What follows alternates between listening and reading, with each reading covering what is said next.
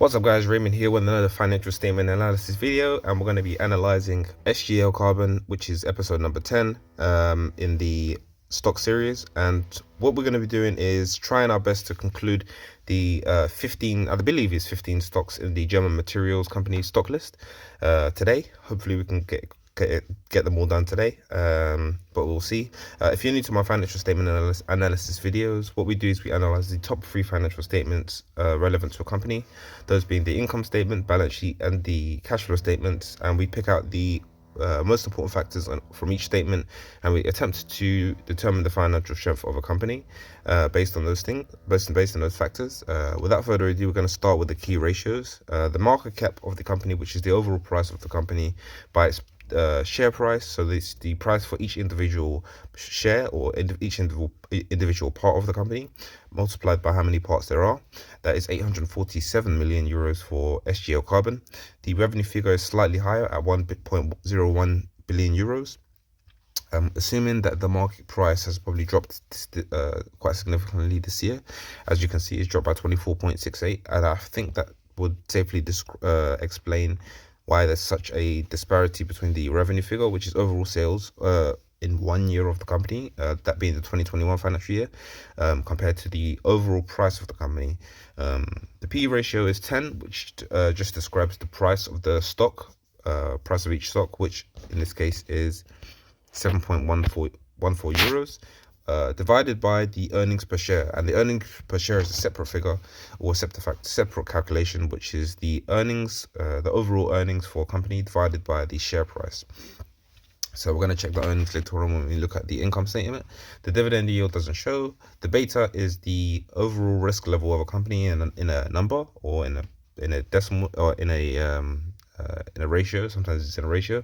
The beta of this company is 1.32, which shows that the risk level or the volatility level is up to this date is 1.32, 32% higher than the market average of 1.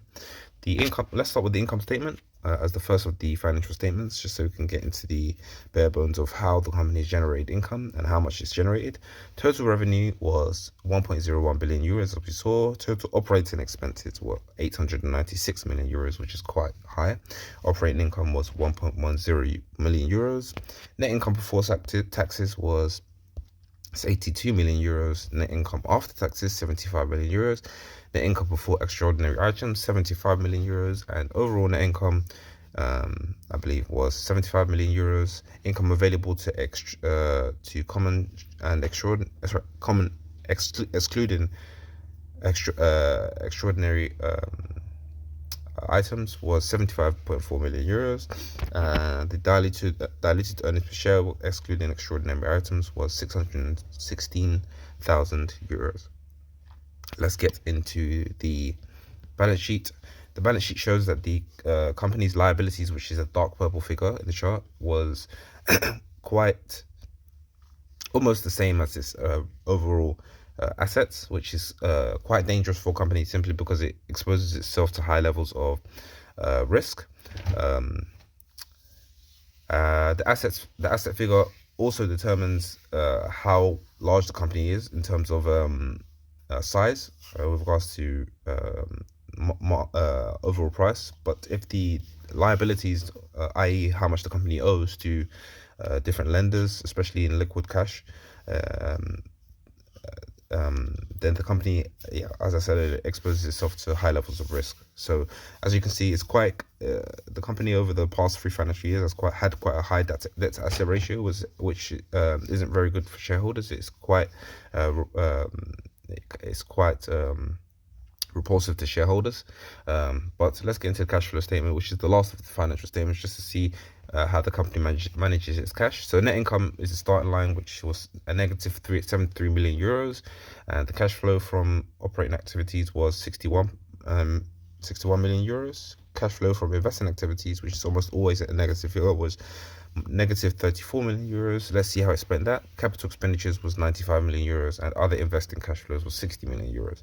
So cash flow from financing activities, which is how the company manages its debt, how it pays, whether or not it manages to reduce its debt and some of its liabilities, and also whether or not it paid out a dividend. So let's check how the company done that.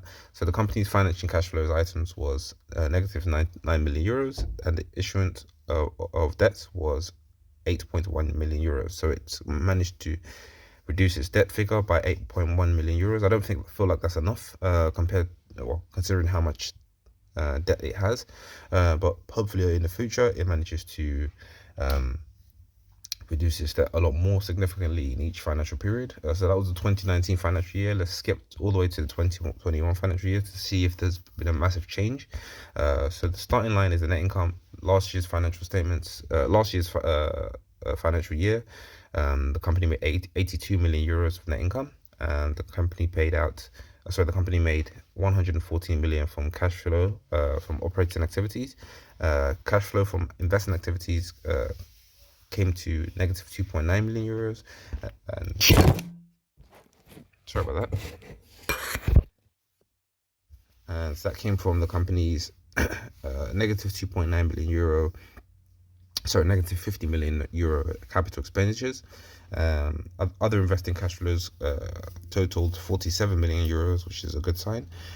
Lastly, the cash flow from financing activities came to negative 23 million euros from cash flow from financing cash flow items, and negative 10 million euros the company spent on eliminating debt, and foreign exchange effect was 1.5 million euros. So the company gained it as a result of foreign exchange effects.